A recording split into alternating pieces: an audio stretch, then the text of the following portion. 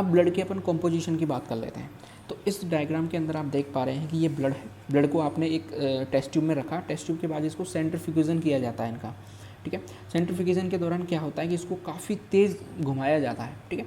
काफ़ी तेज़ घुमाने के बाद इसमें 3 पोर्शन बन जाते हैं। एक ऊपर आ जाता है येलो कलर का प्लाज्मा, फिर एक बीच में वाइटिश कलर का बन जाता है आपका बफी कोट, और लास्ट में रेड कलर का रह जाता है आपका एरिथ्रोसाइट्स, ठीक है।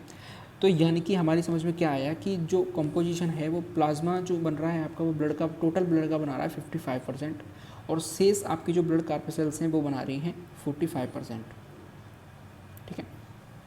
तो इस तरीके से आपके जो ब्लड का कंपोजिशन हो रहा है, यानी प्लाज्मा जो बना रहा है वो 55% बना रहा है, और शेष आपका 45% क्या है, ब्लड कार्पेसेल्स है, जिनमें आपकी आरबीसी, डब्ल्यूबीसी, प्लेटलेट्स, ये सारी चीज़ें आ जाती हैं। सबसे पहले अपन प्लाज्मा की बात कर लेते हैं। तो प्लाज्मा जो है वो लिक्विड स्टेट है किसकी, ब्लड की लिक्विड स्टेट बनाने में प्लाज्मा जो है आपका हेल्प करता है, और ये ब्लड का 55%, लगभग 55% ब्लड का होता है, ठीक है। और यदि हम प्लाज्मा के कलर की बात करें तो पेल येलो कलर का, यानी कि हल्के पीले कलर का ये होता है, और इसके अंदर क्या पाए जाते हैं, सॉल्ट्स, न्यूट्रिएंट्स, वाटर और एंजाइम। अब देखिए प्लाज्मा जो है वो आपका पीले कलर का है, उसके अलावा जो शेष चीज़ें बच जाती हैं वो आपके रेड कलर की, वाइट कलर की, वो ब्लड कार्पेसेल्स हो जाती हैं, ठीक है। तो प्लाज्मा के बारे में हमने जान लिया। आगे अपन बढ़ते हैं, थोड़ा सा एक बार हम इसको डायग्राम से, चार्ट्स के थ्रू समझ लेते हैं। तो देखिए सबसे पहले हमने प्लाज्मा देख लिया, प्लाज्मा हो गया अलग। अब बाकी की चीज़ें जो बच जाती हैं उन्हें अपन कहते हैं ब्लड कार्पेसेल्स, जो कि कितने प्रोपोर्शन भाग बना रही हैं, 45% भाग बना रही हैं, ठीक है। इस 45 के अंदर 3 चीज़ें आती हैं, देखिए ल्यूकोसाइट्स, प्लेटिलेट्स और एरिथ्रोसाइट्स। एरिथ्रोसाइट्स जो हैं उनको बोला जाता है आरबीसी, रेड ब्लड कार्पेसेल्स। जो ल्यूकोसाइट्स हैं उनको बोला जाता है शॉर्ट फॉर्म में डब्ल्यूबीसी, यानी कि वाइट ब्लड कार्पेसेल्स, और प्लेटिलेट्स को बोला जाता है प्लेटिलेट्स ही बोला जाता है। जो इरेथ्रोसाइट्स हैं या ल्यूकोसाइट्स हैं, इनके टेक्निकल टर्म्स हैं, लेकिन हमें सिंपल भाषा में क्या बोलते हैं, आरबीसी, डब्ल्यूबीसी, प्लेटलेट्स, ठीक है। आरबीसी का कोई टाइप नहीं होता, प्लेटलेट्स का भी कोई टाइप नहीं होता, लेकिन ल्यूकोसाइट्स जो हैं उनका एक विशेष टाइप्स होते हैं, 2 प्रकार के होते हैं, ग्रेन्युलोसाइट्स, ठीक है, और दूसरी होती है एक ग्रेन्युलोसाइट। ग्रेन्युलोसाइट वो होती हैं जिनमें कण पाए जाते हैं या फिर जिनकी संरचना कणनुमा होती है, उन्हें अपन ग्रेन्युलोसाइट कहते हैं। और जिनमें कण नहीं पाए जाते या अकणीय हिंदी में, ठीक है, उन्हें अपन क्या कहते हैं, एक ग्रेन्युलोसाइट कहा जाता है। ग्रेन्युलोसाइट जो है वो 3 प्रकार की होती हैं, न्यूट्रोफिल्स, बेसोफिल्स, यूसेनोफिल्स। इनका कोई खास काम नहीं है, ठीक है। ये सिर्फ जो कंपोजिशन है किसके, ल्यूकोसाइट्स के प्रकार हैं, लेकिन इनका खास काम नहीं है। जो अपने खास काम की आती हैं वो हैं लिम्फोसाइट्स और मोनोसाइट्स।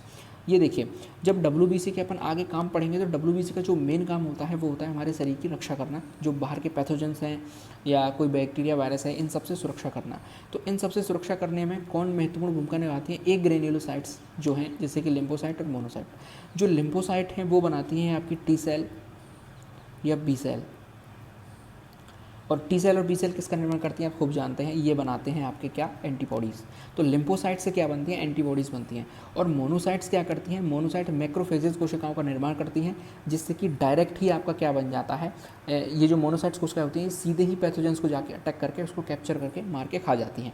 तो एक ग्रेन्युलोसाइट कोशिकाएं जो हैं, ल्यूकोसाइट्स की जो टाइप हैं, वो ही किस में हेल्प करती हैं, हमारी शरीर की सुरक्षा करने में हेल्प करती हैं। तो 3 चीज़ें हमने पढ़ ली, आरबीसी, प्लेटलेट्स और ल्यूकोसाइट्स। अब इनको डिटेल में पढ़ते हैं। चलिए सबसे पहले अपन आरबीसी की बात करते हैं, यानी रेड ब्लड सेल्स की।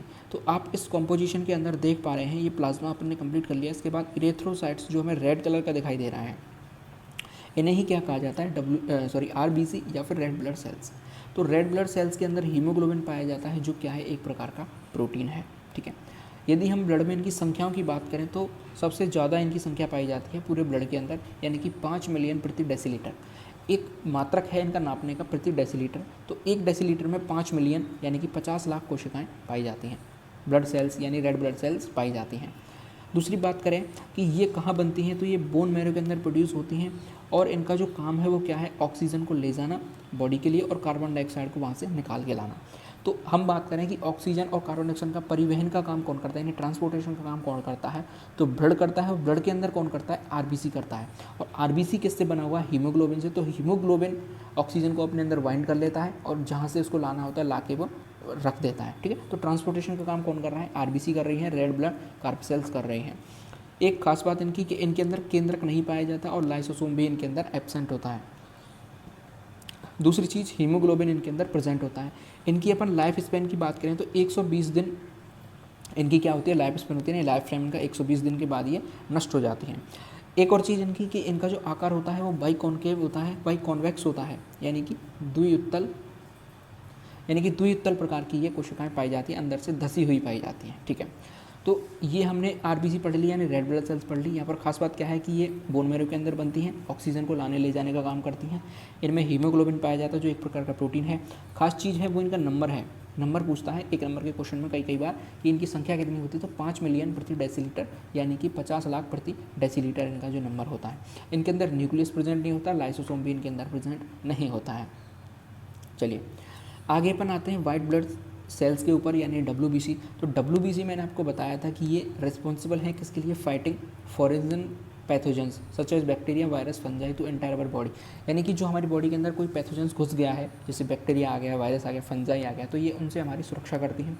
और इन जो वाइट ब्लड सेल्स हैं इनमें भी कौन सी कोशिकाएँ, एक ग्रेन्यूलोसाइट कोशिकाएँ जिनमें कि आपकी लिम्फोसाइट्स या फिर आपकी जो मोनोसाइट्स कोशिकाएँ होती हैं वो ही हेल्प करती हैं किसमें, कोशिका जो बाहर का पैथोजेंस आ गया उसको मारने में।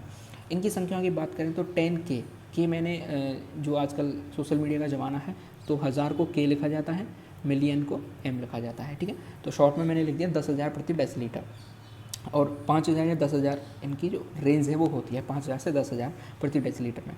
इनके अंदर जो न्यूक्लियस है वो क्या होता है, न्यूक्लियोलस लिख गया है, ये न्यूक्लियस जो है वो क्या होता है, प्रेजेंट होता है, यानी कि इनमें जो केंद्रक है वो पाया जाता है। अगली जो चीज़ आती है हमारे पास प्लेटिलेट्स आ जाती है, यानी कि तीसरा जो कंपोजिशन अपन पढ़ने वाले हैं वो प्लेटिलेट्स है।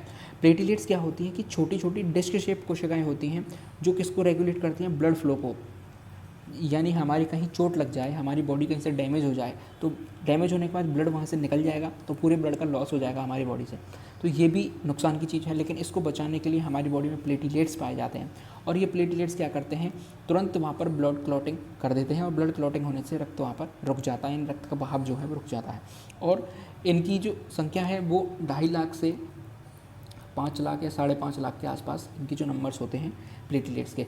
डेंगू जो रोग होता है उस डेंगू के अंदर प्लेटलेट्स को वो बनाया जाता है, क्या टारगेट किया जाता है। प्लेटलेट्स वहाँ पर बहुत ज़्यादा घट जाती हैं, और प्लेटलेट्स घट जाने से जब आपके डेंगू की जो सीवरेज कंडीशन आ जाएगी, यानी बहुत ज़्यादा डेंगू आपको हो जाएगा, तो आपकी बॉडी के जितने भी पार्ट्स हैं वहाँ से ऑटोमेटिक ब्लड निकलने लग जाएगा। ठीक है, ऑटोमेटिक वहाँ से ब्लड, आपको कहीं भी चोट लगी तो ऑटोमेटिक ब्लड निकलने लग जाएगा, और ब्लड वहाँ पे फिर रुकेगा नहीं।